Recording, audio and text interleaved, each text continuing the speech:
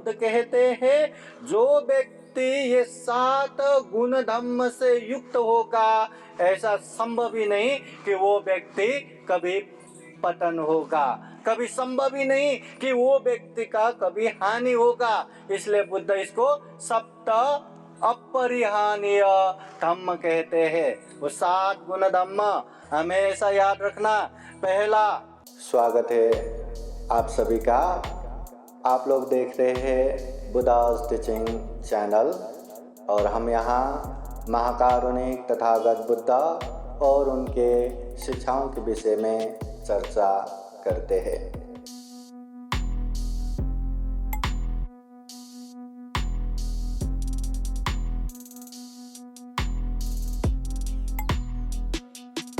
न परे संबिलो माने न परे संकता कतं अतनो वावेखेया कतानि अकतानि च सपपापसकरणं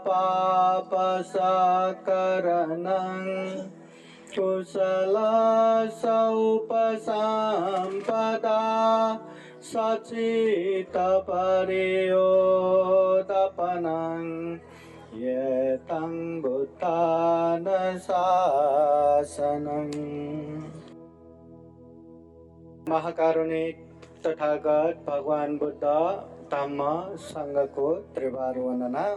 परम पूजनीय बोधिसत्व डॉक्टर बाबा साहब अम्बेडकर आज के विशेष वर्षावास ग्रंथ वाचन समारोह कार्यक्रम में उपस्थित पूजनीय भिक्षु संघ में ज्येष्ठ पूजनीय भदंत बोधिपालो महाथेरो भंते जी को त्रिवार वंदना।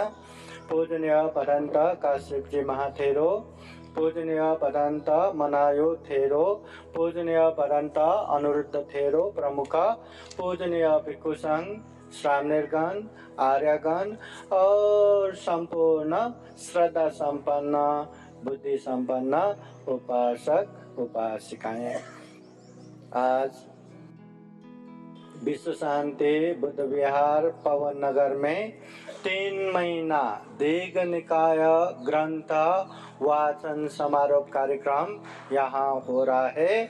पूजनीय भिक्षु संघ दिशा विदिशाओं से आमंत्रण करते हुए संगदान कार्यक्रम का आयोजन हो रहा है। यह विशेष पुण्य कार्य है, कुशल में भी महाकुशल पुण्य कार्य है। ऐसे पुण्य कार्य में प्रत्यक्ष अप्रत्यक्ष सहभागी सहयोगी संपूर्ण उपासक उपासिकाएं आप सभी के जीवन में हमेशा हमेशा बुद्ध का आशीर्वाद रहे, धम्म का आशीर्वाद रहे, संघ का आशीर्वाद रहे, ऐसे कामना करते हैं। बोले साधु साधु साधु। महाकारुणिक तथागत बुद्ध हमारे जीवन सुख शांतमय हो, अनेक तरह के दुख तकलीफों से दूर रहे, उसके लिए अनगिनत उपदेश तथागत बुद्ध ने देके गए हैं। जब से उन्होंने बोधि वृक्ष के नीचे बोधि ज्ञान प्राप्त करके सम्यक संबुद्ध बने, तब से लेके आजीवन महापरिनिर्वाण के कुछ क्षण पहले तक उन्होंने अनगिनत उपदेश दिए, बहुजन हिताय बहुजन सुखाय के लिए। आज के समय में महाकारुणिक तथागत बुद्ध के धम्म विनय संग्रहित मूल ग्रंथ को त्रिपिटक ग्रंथ कहते हैं। त्रिपिटक में सुत्त पिटक, विनय पिटक, अभिधम्म पिटक 3 प्रमुख पिटक है और ये 3 पिटक में महाकारुणिक तथागत बुद्ध के 84,000 धम्म स्कंद धम्म देशना संग्रहित है, जिसमें सुत्त पिटक सामान्य उपासक उपासिकाओं के हित कल्याण के लिए दिया हुआ उपदेशों का संग्रह, जिसमें 21,000 धम्म स्कंद संग्रहित है। विनय पिटक विनय नियम संबंधी तथागत बुद्ध ने दिया हुआ अनगिनत उपदेश संग्रहित ग्रंथ विनय पिटक, जिसमें 21,000 धम्म स्कंद धम्म देशना संग्रहित है। उसके बाद अभिधम्म पिटक, अभिधम्म विशेष प्रकार के, उच्च प्रकार के चित्त चेतसिक रूप निर्वाण जैसे गंभीर उपदेशों का संग्रह अभिधम्म पिटक में हुआ है, जिसमें महाकारुणिक तथागत बुद्ध के 42,000 धम्म स्कंद संग्रहित है। इस तरह 84,000 धम्म स्कंद त्रिपिटक में संग्रहित है।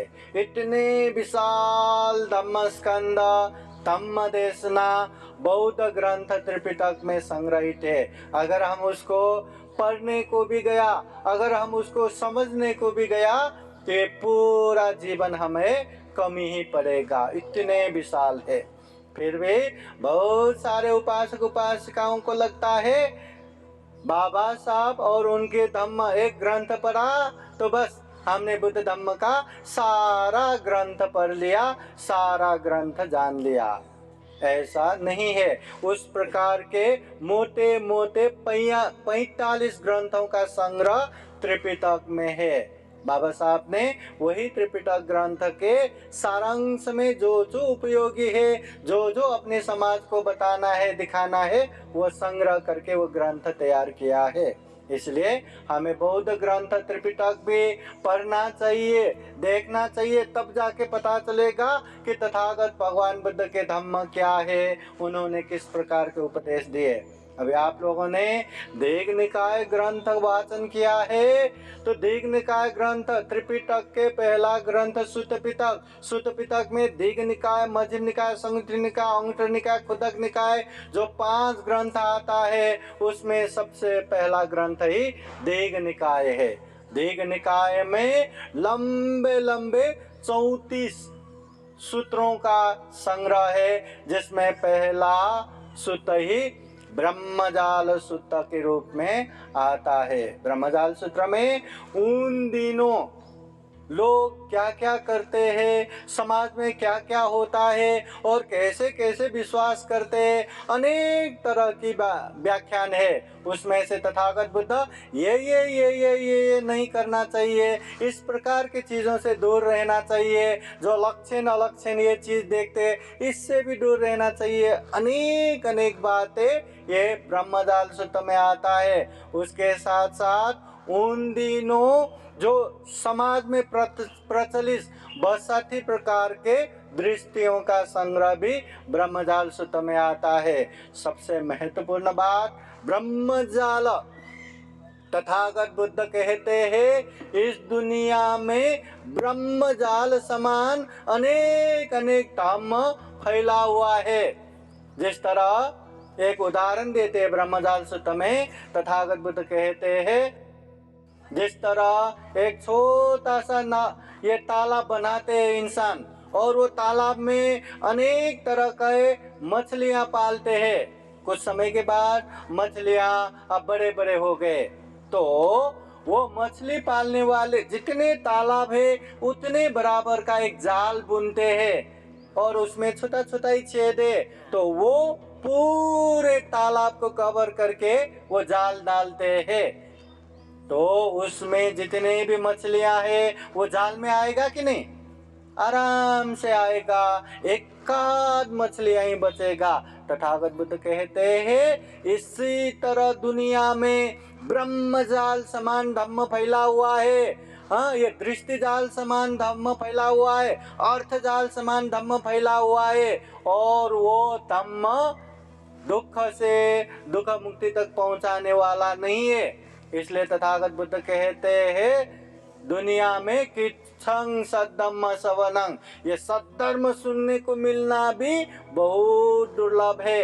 आप लोग बौद्ध है, बुद्ध विहार आते हैं, पूजनीय भिक्षु संघ का धम्म देशना सुनते हैं, और धम्म देशना में बार बार पाप करायच नहीं आणि पुण्य करायच, पाप नहीं करना पुण्य करना, ये उपदेश सुनते रहते।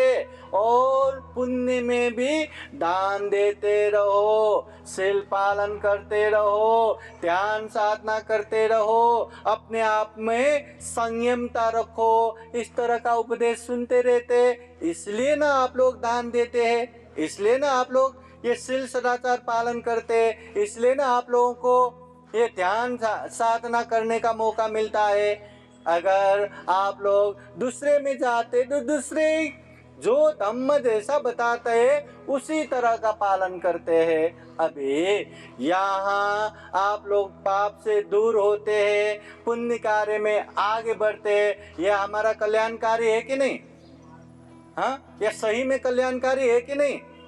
ये निर्वाण प्राप्ति के लिए सहायक बनेगा कि नहीं? अवश्य भावी बनेगा। ऐसे सत्धम्म हमें मिला है तो हम जितना भी पाप से दूर रहेंगे सही में अकुशल से दूर होगा, और जितना भी पुण्य कार्य में आगे बढ़ेंगे सही रूप में हमारा कुशल ही कुशल होगा। नहीं तो देखो, अगर धम्म बताने वाला बिल्ली होता, क्या होता? अगर धम्म बताने वाला बिल्ली होता, चूहों को मारना धम्म होता। सही है कि नहीं? इसलिए धम्म, जिस धम्म आप अनुसरण करते हैं वो धम्म जैसा बताते हैं आप लोग वैसा करते हैं। हाँ, और दुनिया में सही रूप से दुख मुक्ति तरफ लेके जाने वाले धम्म बहुत ही कम है, नगण्य है, गौण है। ऐसे बहुत ही दुर्लभ धम्म बाबा साहब के पुण्य ही हमें मिला है, बुद्ध धम्म संग मिला है। इसलिए उपासक उपासिकाएं ये धम्म के प्रति गौरव रखते हुए, ये धम्म के प्रति सम्मान रखते हुए, धम्म को जितना हो सके उतना जानना है, समझना है, परंतु पालन भी करना है। केवल धम्म जानते रहे, समझते रहे, मानते रहे, परंतु पालन कुछ भी नहीं करेंगे तो ये धम्म हमारा जरा सा भी कल्याण नहीं करेगा। जितना धम्म का पालन करेंगे उतना ही हमारा कल्याण होगा।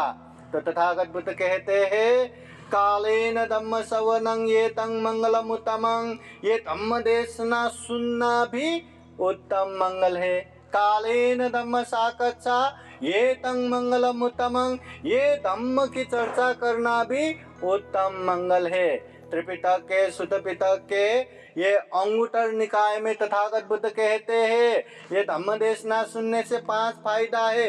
असुतं सुनाति, कभी न सुना हुआ अच्छा उपदेश सुनने को मिलेगा। सुतं पर्योदपेति, बार बार सुनने से हमें पाठ हो जाएगा, कंठस्थ हो जाएगा। कंखं वितरति, मन के शंका उपशंका नाश होगा। दिथिंग उजुंग करोति, मन के मिथ्या दृष्टि अंधविश्वास खत्म हो जाएगा। चित्तमस पसिदति, अच्छे जगह पे श्रद्धा उत्पन्न होके मन प्रसन्न होगा। ये धम्म देशना सुनने का फायदा है। परंतु उपासक उपासिकाएं, धम्म देशना सुनना उत्तम मंगल है, धम्म देशना सुनना पुण्य क्रिया है, परंतु अगर हमें दुख से दुख मुक्ति तक जाना है, निर्वाण प्राप्ति करना है, तो धम्म को जिस तरह से हम सुनते हैं उसी तरह पालन भी करना जरूरी है। बुद्ध बार बार कहते हैं, सुनाथ धारेत चरात धम्म, धम्म को अच्छे से सुनो, धारण करो, परिचय करो, जांचो, परखो, और अच्छा लगा तो वो धम्म को पालन ही करो। 2 बातें, अगर धम्म अच्छा लगा तो पालन होना ही है। नंतर बगो, हाँ बाद में देखेंगे, ऐसा नहीं करना, पालन करना ही है। और दूसरी बात, अगर धम्म समझ में नहीं आया या धम्म हमें बिल्कुल ये जो सुना कुछ अच्छा नहीं लग रहा है, उसको एक जगह पे रखो, अलग रखो, परंतु जो समझ में आए उसको ही पालन करते जाओ। धम्म जितना पालन करेंगे उतना ही जीवन में खूब सुख शांति आएगा।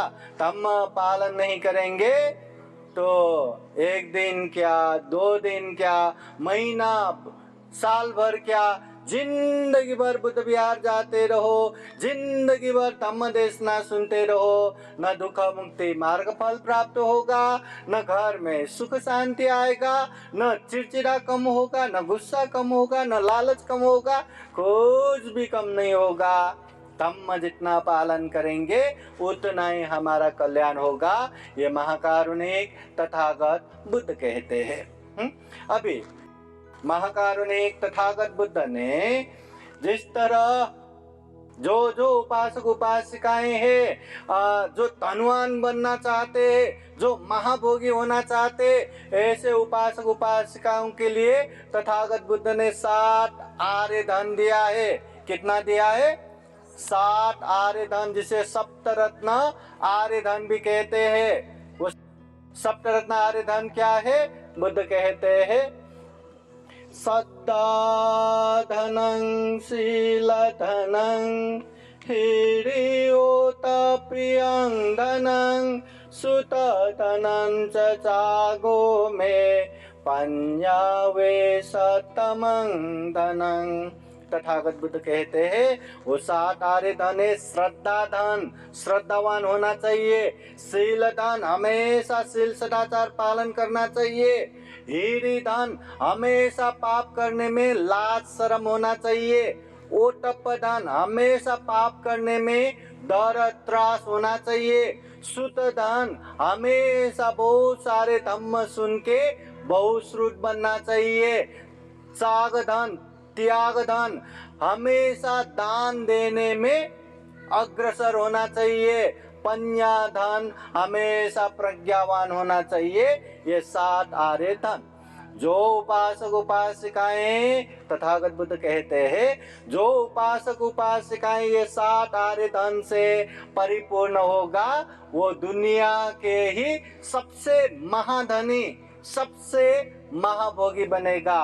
और ये 7 आर्य धन हुआ तो हम आराम से दुख मुक्त निर्वाण के तरफ भी आगे बढ़ पाएंगे। अगर धनवान होना है, अगर महाभोगी बनना है तो ये 7 आर्य धन को हमेशा याद रखना।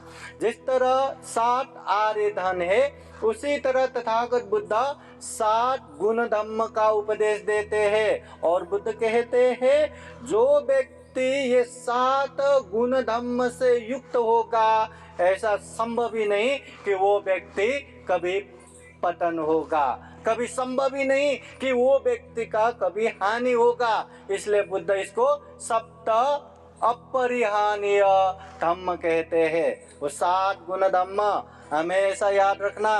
पहला, तथागत बुद्ध कहते हैं हमेशा पूजनीय श्रद्धेय भिक्षु संघ का दर्शन करना चाहिए। संघ के साथ रहेंगे, पूजनीय भिक्षु संघ का दर्शन करते रहेंगे तो अच्छे अच्छे धम्म सुनने को मिलेगा।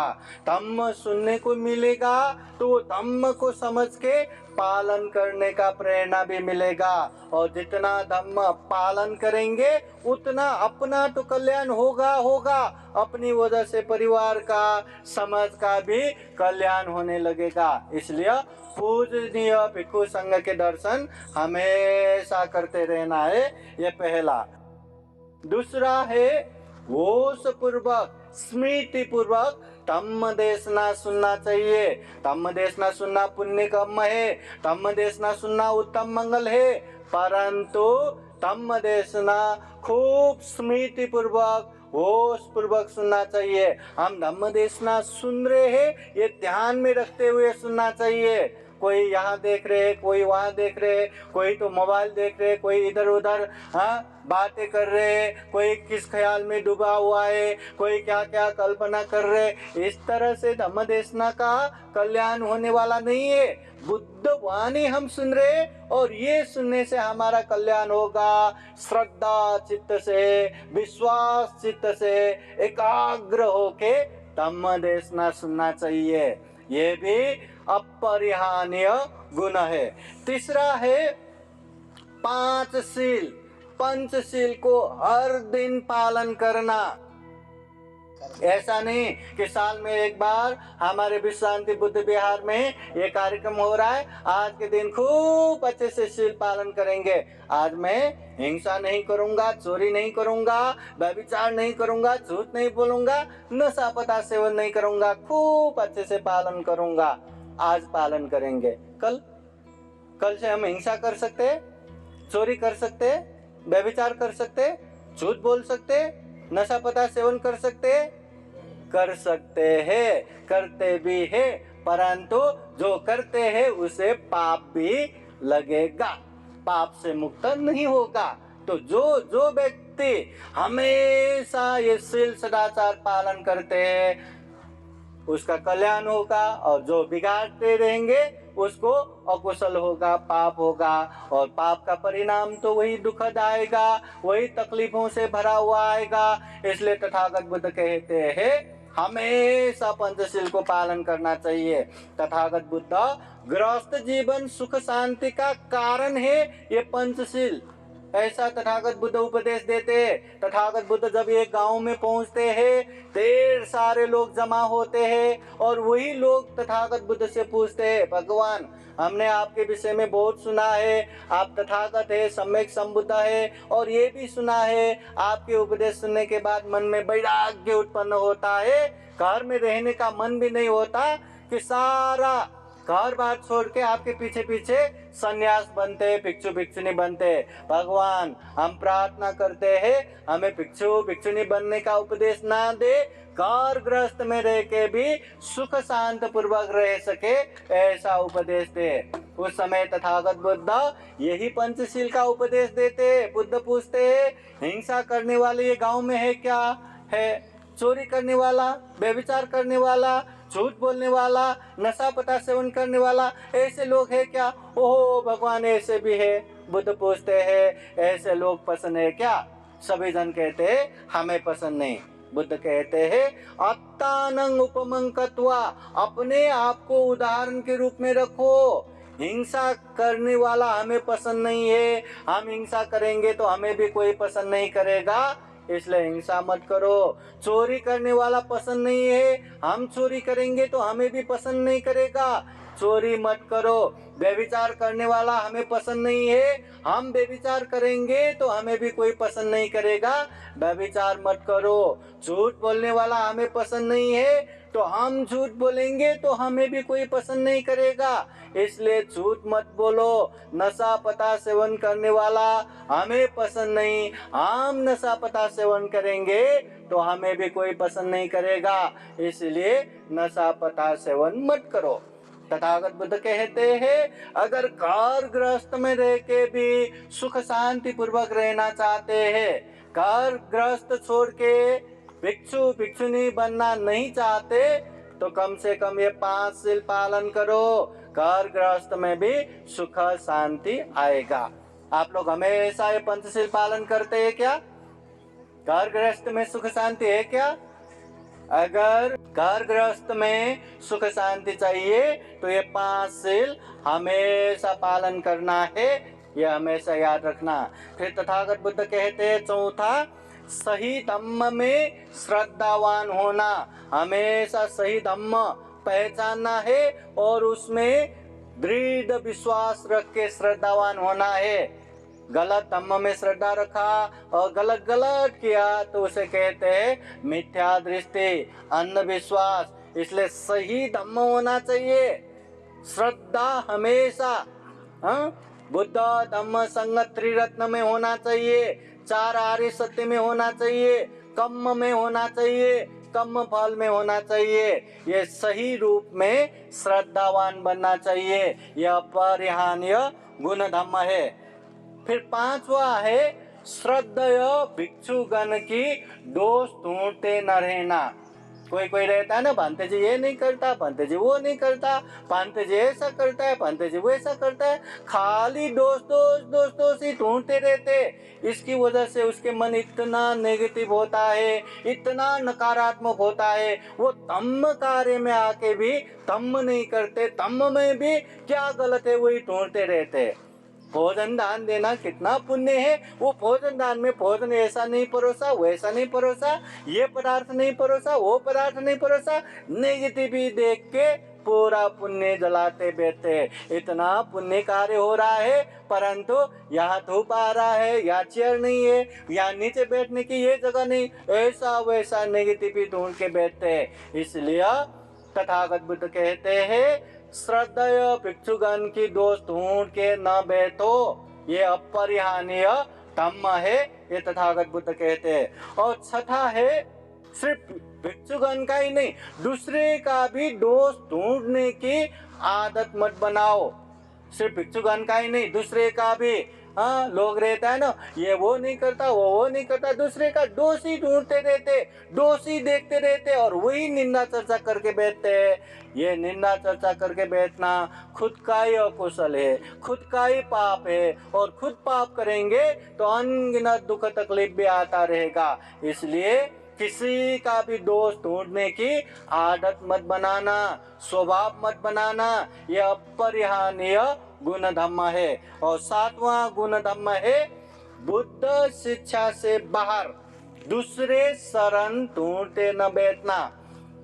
बहुत सारे लोग हैं, अपने अपने घर में क्या क्या भगवान बुद्ध के अलावा क्या मूर्ति लगा के बैठते, क्या तस्वीरें लगा के बैठते, अपनी गाड़ी आया तो गाड़ी में क्या लगा के बैठते, अनेक ये फैशन जैसा दूसरे चीजों में भागते रहते हैं। अपने धम्म जानो, समझो, खूब विशाल है तथागत बुद्ध के ये धम्म, खूब कल्याणकारी है तथागत बुद्ध के धम्म।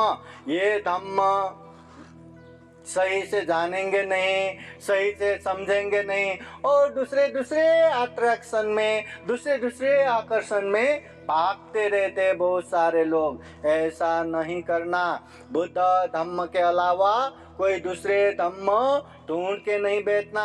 ये बुद्ध धम्म ऐसा है, आज जान के पालन किया तो अभी के अभी दुख मुक्त निर्वाण की तरफ जा सकते, अभी नहीं बाद में भी गया तो दुख मुक्त निर्वाण की तरफ जा सकते हैं। मैं यहाँ ये बुद्ध विहार में बहुत बार आ चुका हूँ, फिर भी आते आते थोड़ा कंफ्यूजन तो होता ही है। काशी पंडित जी को बोला, पंडित जी लोकेशन मैप भेज दीजिए। लोकेशन मैप भेजा, हाँ, लोकेशन देख देख के बराबर यहीं आ गया।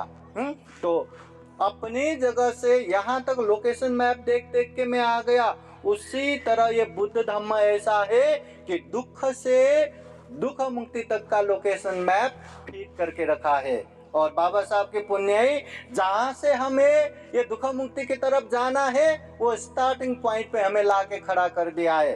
ये बुद्ध धम्म वो पॉइंट है। अभी जितना हम जानेंगे, समझेंगे, पालन करेंगे, दुख मुक्त निर्वाण की तरफ आगे बढ़ेंगे, और नहीं समझेंगे, दुनियादारी में फंसते रहेंगे। परंतु कभी न कभी तो ऐसा समय आएगा ही कि वो हर कोई ये धम्म के पीछे आएगा ही। उस समय स्टार्टिंग करने के लिए वो स्टार्टिंग पॉइंट ये बुद्ध धम्म है। इसलिए बुद्ध धम्म छोड़ना नहीं है। बुद्ध धम्म छोड़ के दूसरे शरण ढूंढते रहेंगे तो जो सौभाग्य हमें प्राप्त हुआ फिर से दुर्भाग्य में परिवर्तन हो जाएगा। इसलिए तथागत बुद्ध कहते हैं ये 7 अपरिहार्य धम्म है।